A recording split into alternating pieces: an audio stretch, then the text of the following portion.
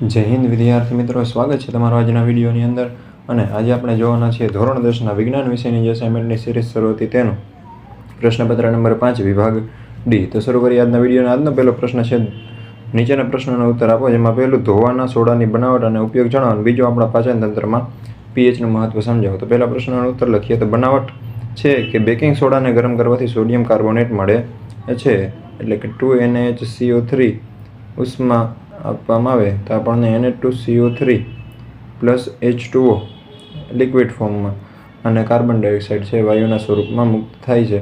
તો આ સોડિયમ કાર્બોનેટનું પુનઃસ્ફટિકીકરણ કરવાથી ધોવાનો સોડા છે આપણને મળે, એટલે કે Na2CO3 solid form plus 10H2O liquid form gives Na2CO3 into 10H2O, જે આપણને મળશે ધોવાનો સોડા. તો ધોવાનો સોડા એ યાદ રાખજો બેઝિક ક્ષાર છે. નેક્સ્ટ જોઈએ ઉપયોગો, કે પેલું કાચ અને સાબુ જેવા, જે આપણને બંને પૂછ્યું છે બનાવટ અને ઉપયોગ, એટલે બનાવટ આવી ગઈ. ઉપયોગની વાત કરીએ તો કાચ અને સાબુ જેવા સંયોજનોના ઉત્પાદનમાં, બીજું બોરેક્સ જેવા સોડિયમ સંયોજનની બનાવટમાં, ત્રીજું ઘરમાં સફાઈ કરતા તરીકે, ચોથું પાણીની સ્થાયી કઠિનતા દૂર કરવા માટે, પાંચમું કાગળ અને કાપડ ઉદ્યોગમાં, છઠ્ઠું પ્રયોગશાળામાં પ્રક્રિયક તરીકે. નેક્સ્ટ જોઈએ આપણે પાચન તંત્રમાં પીએચનું મહત્વ. તો આપણે જાણીએ છીએ તેમ ખોરાકના પાચનમાં જઠર અગત્યનો ભાગ ભજવે. જઠર હાઇડ્રોક્લોરિક એસિડ ઉત્પન્ન કરે, જે જઠર છે એને નુકસાન પહોંચાડ્યા વગર ખોરાકનું પાચન કરવામાં મદદ કરે. પરંતુ અપચા દરમિયાન જઠર ખૂબ વધુ માત્રામાં એસિડ ઉત્પન્ન કરતો હોવાથી જઠરમાં દર્દ અને બળતરા થાય છે, જેને આપણે એસિડિટી કહીએ છીએ. એસિડિટીના ઉપચાર માટે બેઝનો ઉપયોગ કરીએ છીએ, જેને એન્ટાસિડ એટલે કે પ્રતિ એસિડ પદાર્થ કહે છે. તે જઠરમાં રહેલા વધારાના એસિડનું તટસ્થીકરણ કરે છે. અને એન્ટાસિડ છે એના તરીકે મંદ બેઝિક પદાર્થ જેવા કે ખાવાના સોડા NaHCO3 અને મિલ્ક ઓફ મેગ્નેશિયમ MgOH, જેને આપણે મેગ્નેશિયમ હાઇડ્રોક્સાઇડ પણ કહીએ, એનો ઉપયોગ થાય છે. નેક્સ્ટ, એસિડના 4 રાસાયણિક ગુણધર્મો, રાસાયણિક સમીકરણ આપી લખવાના. તો વાત કરીએ આપણે કે એસિડની રાસાયણિક પ્રક્રિયા માટે તેના જલીય દ્રાવણમાં રહેલા H+ આયન અથવા તો H3O+ આયન હોય, પહેલાં તો એ જવાબદાર હોય. પહેલી પ્રક્રિયા આપણે જોઈએ એસિડની ધાતુ હારેની. તો એસિડ જ્યારે ધાતુ સાથે પ્રક્રિયા કરે ત્યારે ધાતુને અનુરૂપ ક્ષાર અને ડાયહાઇડ્રોજન વાયુ ઉત્પન્ન કરે, એટલે કે આ રીતના 2HCl + Ca gives CaCl2 + H2. એ રીતના H2SO4 + Mg મળશે MgSO4 + H2, એટલે કે ડાયહાઇડ્રોજન વાયુ એમાંથી ઉત્પન્ન થાય. ટૂંકમાં આપણે એવું કહી શકીએ કે એસિડ પ્લસ ધાતુ gives ધાતુના ક્ષાર પ્લસ ડાયહાઇડ્રોજન વાયુ.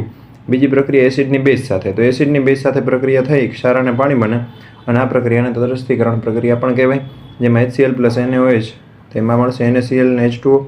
H2SO4 ની KOH સાથે પ્રક્રિયા થાય તો K2SO4 અને 2H2O. ટૂંકમાં આપણે એવું કહી શકીએ કે એસિડ પ્લસ બેઝ gives ક્ષાર પ્લસ પાણી. નેક્સ્ટ છે એસિડની ધાતુ ઓક્સાઇડ સાથેની પ્રક્રિયા. તો એસિડની ધાતુ ઓક્સાઇડ સાથે પ્રક્રિયા થઈ ક્ષાર અને પાછું પાણી બને આમાં, બરાબર. જેમાં અહીંયા એસિડ અને બેઝમાં ક્ષાર પાણી બનતું હતું, એમાં અહીંયા શું બને છે ક્ષાર અને પાણી. જેમ કે HCl છે 2HCl + Na2O, તો મળશે આપણને 2NaCl + H2O. H2SO4 + MgO, એમાં મળશે MgSO4 + H2O. ટૂંકમાં કહીએ તો એસિડ પ્લસ ધાતુ ઓક્સાઇડ gives ક્ષાર પ્લસ પાણી. નેક્સ્ટ, એસિડની ધાતુ કાર્બોનેટ અથવા તો હાઇડ્રોજન, જે ધાતુના હાઇડ્રોજન કાર્બોનેટ છે એની સાથેની પ્રક્રિયા. તો મોટાભાગના એસિડ ધાતુ કાર્બોનેટ અથવા તો ધાતુના હાઇડ્રોજન કાર્બોનેટ સાથે પ્રક્રિયા કરી પાણી અને કાર્બન ડાયોક્સાઇડ વાયુ એટલે કે CO2 ઉત્પન્ન કરે છે. આ રીતની કંઈક સમીકરણ આપણને મળે. 2HCl + Na2CO3 gives 2NaCl + H2O + carbon dioxide એટલે કે CO2. એવી રીતના H2SO4 + MgCO3 તો મળશે MgSO4 + H2O + CO2. G acid plus ધાતુ કાર્બોનેટ અથવા તો ધાતુના હાઇડ્રોજન કાર્બોનેટ gives ક્ષાર પ્લસ પાણી પ્લસ કાર્બન ડાયોક્સાઇડ, એવું આપણે ટૂંકમાં કહી શકીએ. નેક્સ્ટ ક્વેશ્ચન છે, નીચેના પ્રશ્નોનો ઉત્તર લખો, જેમાં પહેલું સમાનધર્મી શ્રેણી એટલે શું, તેની કોઈ પણ 4 લાક્ષણિકતાઓ જણાવો. તો અહીંયા પહેલાં તો સમાનધર્મી શ્રેણી કેને કહેવાય એ જોઈએ. તો કાર્બનિક સંયોજનોની એવી શ્રેણી કે જેમાં કાર્બન શૃંખલામાં રહેલ હાઇડ્રોજનને સમાન પ્રકારના ક્રિયાશીલ સમૂહ દ્વારા વિસ્થાપિત કરવામાં આવેલું હોય, તેને સમાનધર્મી શ્રેણી કહે છે. સમાનધર્મી શ્રેણી લાક્ષણિકતા નહીં જોઈએ, આપણને પૂછે છે 4, પણ અહીંયા આપણે બતાવી છે 7. તમે કોઈ બી 4 પરીક્ષામાં પૂછાય ત્યારે લખી શકો. તો પહેલું છે સમાનધર્મી શ્રેણીના દરેક સંયોજનમાં રહેલા તત્વો અને ક્રિયાશીલ સમૂહ સમાન હોય. બીજું, શ્રેણીના દરેક સભ્યને સામાન્ય આણ્વીય સૂત્રથી દર્શાવી શકાય, જેમ કે આલ્કેન શ્રેણીના દરેક સભ્યને સૂત્ર CnH2n+2 વડે દર્શાવી શકાય. ત્રીજું, શ્રેણીના કોઈ પણ 2 ક્રમિક સભ્યોના આણ્વીય સૂત્રો વચ્ચે CH2 જેટલો તફાવત હોય છે.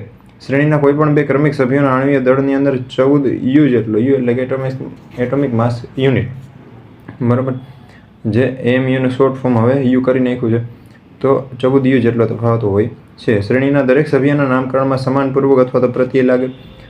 શ્રેણીના દરેક સભ્યમાં જો સમાન ક્રિયાશીલ સમૂહ હોય તો તે શ્રેણીના દરેક સભ્યની રાસાયણિક પ્રક્રિયાઓ સમાન હોય.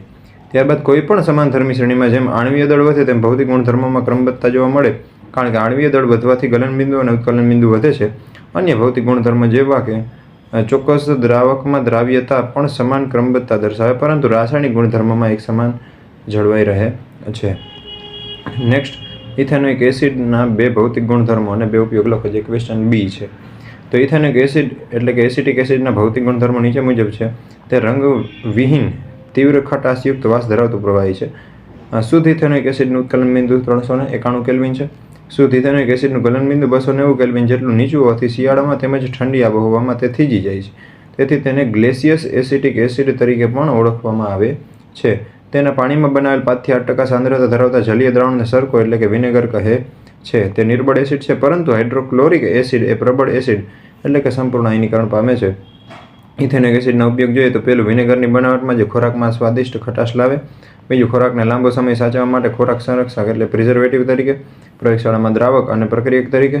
ચોથું, સફેદ લેડ છે એ બનાવવા માટે પણ એનો ઉપયોગ થાય છે. નેક્સ્ટ ક્વેશ્ચન જોઈએ, મનુષ્યના પાચનતંત્રની નામનિર્દેશવાળી આકૃતિ દોરી તેના મુખ્ય અંગોની ટૂંકમાં માહિતી આપો. તો આકૃતિ અહીં આપણી સામે છે, બરાબર.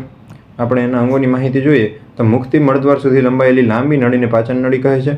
મુખ ગુહામાં દાંત, જીભ અને લાળ ગ્રંથિઓ આવેલી છે. મુખમાં દાંત ખોરાકને ચાવે છે. લાળ ગ્રંથિમાંથી સ્ત્રવતી લાળ ખોરાકને પોચો અને ભીનો બનાવે છે. જીભ ખોરાકને લાળ રસ સાથે મિશ્ર કરે છે. અન્નનળી મારફતે ખોરાક મુખ ગુહામાંથી જઠરમાં આવે છે. જઠર પાચન માર્ગનો સૌથી પહોળો માર્ગ છે. જઠરની દિવાલમાં જઠર ગ્રંથિઓ આવેલી છે અને જઠર ગ્રંથિઓ મંદ હાઇડ્રોક્લોરિક એસિડ, પેપ્સિન અને શ્લેષ્માનો સ્ત્રાવ કરે. આ મિશ્રણને કહેવાય છે જઠર રસ. જઠર પછી પાચન માર્ગનું સૌથી લાંબામાં લાંબુ અને ખૂબ જ ગૂંચળામય અંગ છે નાનું આંતરડું, એ આવે. નાના આંતરડાની અંદર ખોરાક સાથે સ્વાદુરસ, પિત્તરસ અને આંતરરસ ભળે છે અને ખોરાકના પાચનની ક્રિયા સંપૂર્ણ થાય છે. નાના આંતરડામાંથી નહીં પચેલો ખોરાક મોટા આંતરડામાં આવે, ત્યાં માત્ર પાણીનું જે છે એ શોષણ થાય છે. નેક્સ્ટ જોઈએ, મનુષ્યનું શ્વસનતંત્ર સમજાવો અને મનુષ્યમાં શ્વાસોશ્વાસની ક્રિયા પણ વર્ણવો. અહીંયાની આકૃતિ આપી છે. તો આ ક્વેશ્ચનની અંદર આકૃતિની ચોખવટ કરે તો જ આપણે દોરવાની થાય, પરંતુ જ્યારે આ રીતનો ક્વેશ્ચન પૂછે દોરવાની જરૂર નથી, માત્ર ખાલી માહિતી માટે છે.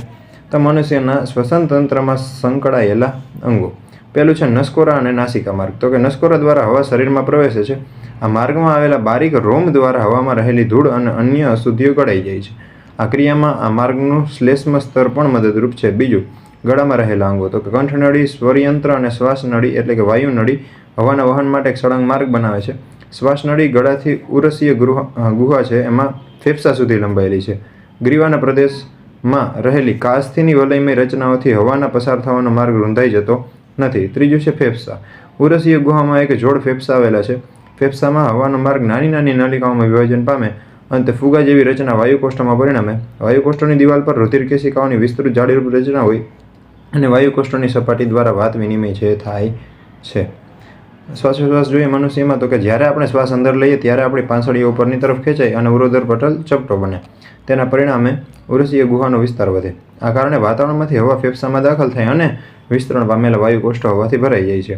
વાયુકોષ્ઠ વાત વિનિમય માટેની સપાટી પૂરી પાડે છે. શરીરમાંથી કાર્બન ડાયોક્સાઇડ એકત્ર કરી અને આવેલું રુધિર વાયુકોષ્ઠોની હવામાં કાર્બન ડાયોક્સાઇડ મુક્ત કરે અને વાયુકોષ્ઠોની દિવાલ પર રુધિર કેશિકાઓના રુધિરમાં ઓક્સિજન ગ્રહણ થાય છે. હવે ઉરોદર પટલ ઉપર તરફ ખેંચે અને પાંસળી નીચે તરફ આવે. તેના પરિણામે ઉરસીય ગુહાનો વિસ્તાર ઘટે. આ કારણે ફેફસામાંથી હવા વાતાવરણમાં દૂર થાય. શ્વાસોશ્વાસ સમયે જ્યારે હવા અંદર અને બહાર આવગમન પામે છે ત્યારે ફેફસા કેટલીક હવાનો જથ્થો જાળવી રાખે. તેથી ઓક્સિજન શોષણ અને કાર્બન ડાયોક્સાઇડ મુક્ત કરવા માટે પૂરતો સમય છે એને મળી રહે છે. નેક્સ્ટ જોઈએ, પ્રકાશનું પ્રકીર્ણન કોને કહે છે? તે કયા પરિબળ ઉપર આધાર રાખે છે? તો સૂક્ષ્મકણો અને અણુ અથવા તો પરમાણુઓથી બધી જ દિશામાં થતા પ્રકાશના વિખેરણની અથવા તો વિચલનની ઘટનાને પ્રકાશનું પ્રકીર્ણન કહે છે. પ્રકીર્ણન પામતા પ્રકાશનો જથ્થો એટલે કે માત્રા એ પ્રકાશની આવૃત્તિ એટલે કે રંગ પર અને પ્રકીર્ણન ઉપજાવતા કણોના પરિમાણ પર આધાર રાખે. પહેલું જોઈએ તો અત્યંત બારીક કણો તેમનું પરિમાણ ખૂબ નાનું હોવાને લીધે મુખ્યત્વે નાની તરંગ લંબાઈવાળા જેમ કે વાદળી રંગના પ્રકાશનું પ્રકીર્ણન કરે. જો પ્રકીર્ણન કરતા કણોનું કદ ખૂબ મોટું હોય તો પ્રકીર્ણન પામતો પ્રકાશ શ્વેત એટલે કે સફેદ દેખાય છે, કારણ કે દ્રશ્ય વિસ્તારની બધી તરંગ લંબાઈઓનું પ્રકીર્ણન થાય છે. બીજો પ્રશ્ન છે, સ્વચ્છ આકાશ વાદળી એટલે કે ભૂરું કેમ દેખાય? તો કે વાતાવરણમાં હવાના અણુઓ અને બીજા બારીક કણો દ્રશ્ય પ્રકાશની તરંગ લંબાઈ કરતાં નાના પરિમાણ ધરાવે. લાલ અથવા રાતા રંગની પ્રકાશની જે તરંગ લંબાઈ છે એટલે બ્લુ અથવા તો ભૂરા રંગના પ્રકાશની તરંગ લંબાઈ કરતાં આશરે 1.8 ગણી હોય છે. જ્યારે સૂર્યપ્રકાશ વાતાવરણમાંથી પસાર થાય છે ત્યારે હવાના બારીક કણો ભૂરા રંગના પ્રકાશનું લાલ રંગના પ્રકાશ કરતાં વધુ પ્રબળતાથી પ્રકીર્ણન કરે છે. આ જ સમયે જો અવલોકનકાર ઉર્ધ્વ દિશામાં આકાશ તરફ જુએ તો પ્રકીર્ણન પામેલો ભૂરો પ્રકાશ તેની આંખમાં પ્રવેશે છે. પરિણામે તેને આકાશ ભૂરું અથવા તો બ્લુ દેખાય. જો પૃથ્વીને વાતાવરણ ન હોત તો સૂર્યપ્રકાશનું પ્રકીર્ણન થાત નહીં. પરિણામે આપણને આકાશ છે અંધકારમય છે દેખાતું હોત. નેક્સ્ટ છે ઘરેલું વિદ્યુત પરિપથોમાં ઓવરલોડિંગ નિવારવા માટે સાવધાની કઈ રાખવી જોઈએ.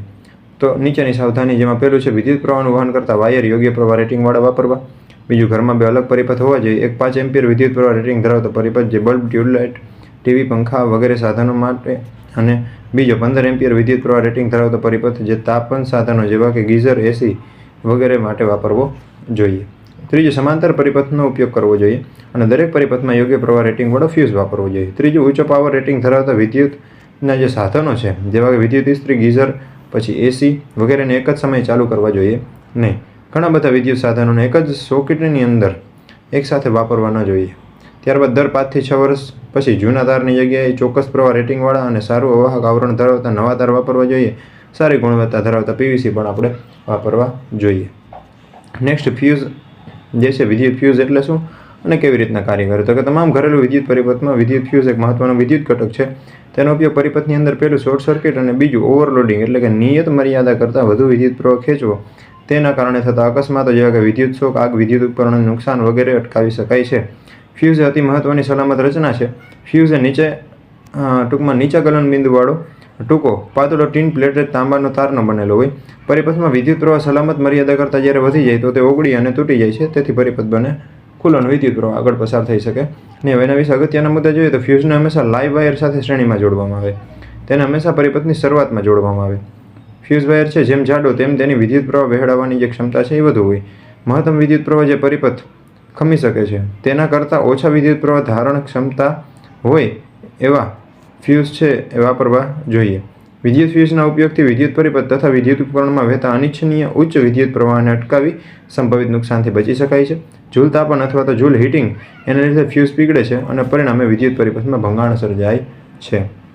નેક્સ્ટ જોઈએ, ઓઝોન એટલે શું? તે કોઈ ન્યુસન તંત્રને કેવી રીતે અસર પહોંચાડે? તો કે ઓઝોન O3 એ પારજાંબલી યુવી વિકિરણોની અસરથી ઓક્સિજનના 3 પરમાણુ વડે બનતો એક અણુ છે.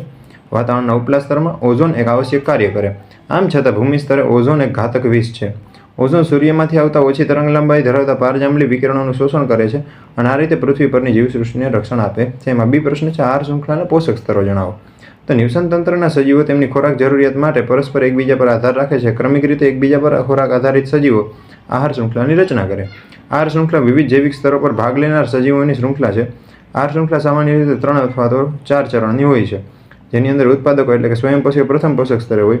તેઓ પ્રકાશ સંશ્લેષણની ક્રિયા દ્વારા સૌર ઉર્જાનું શોષણ કરી તેનું ખોરાકના રૂપે રાસાયણિક ઉર્જામાં સ્થાયીકરણ કરે છે. બીજું ઉપભોગીઓ હોય, વિષમપોષીઓ જેને કહેવાય, જે ખોરાક સ્વરૂપે અન્ય સજીવોમાંથી ઉર્જા મેળવે. અને ત્યારબાદ તૃણાહારી અથવા તો પ્રાથમિક ઉપભોગીઓ એ દ્વિતીય પોષક સ્તર, નાના માંસાહારી અથવા તો દ્વિતીય ઉપભોગીઓ તૃતીય પોષક સ્તર, અને મોટા માંસાહારી હોય અથવા તો એને તૃતીય ઉપભોગીઓ કહેવાય, બધા ચોથા પોષક સ્તરનું નિર્માણ કરે છે. અહીંયા જે ચિત્ર છે આમ તો તમારે દોરવાનું નથી, પણ માત્ર જાણકારી માટે પેપરની અંદર પૂછાય છે તો આમાં તમે નામ લખી અને આહાર શૃંખલાનું ઉદાહરણ આપી શકો. જેમ કે અહીંયા તમે જુઓ તો 3 સ્તરની આહાર શૃંખલા છે. એમાં પહેલાં વનસ્પતિ આવે, વનસ્પતિને હરણ ખાય અને હરણને વાઘ ખાય.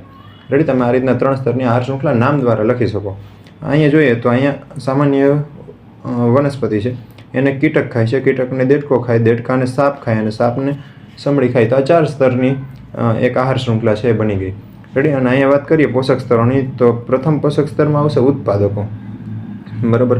ત્યારબાદ એની ઉપર આવશે પ્રાથમિક ઉપભોગીઓ, ત્યારબાદ આવશે દ્વિતીય ઉપભોગીઓ અને સૌથી ઉપરમાં આવશે તૃતીય ઉપભોગીઓ, બરાબર. આ આકૃતિ છે દોરવી જરૂરી છે. આ આકૃતિની કાંઈ જરૂર નથી, પણ જ્યારે પેપરમાં પ્રશ્ન પૂછાય તો તમે આમાં નામ છે એ લખી શકો છો, બરાબર. તો અહીંયા આપણું આ સેક્શન થાય છે પૂરું. આપણે જલ્દીથી એક નવા વિડીયો સાથે મળીશું. ત્યાં સુધી બધાને જય હિન્દ.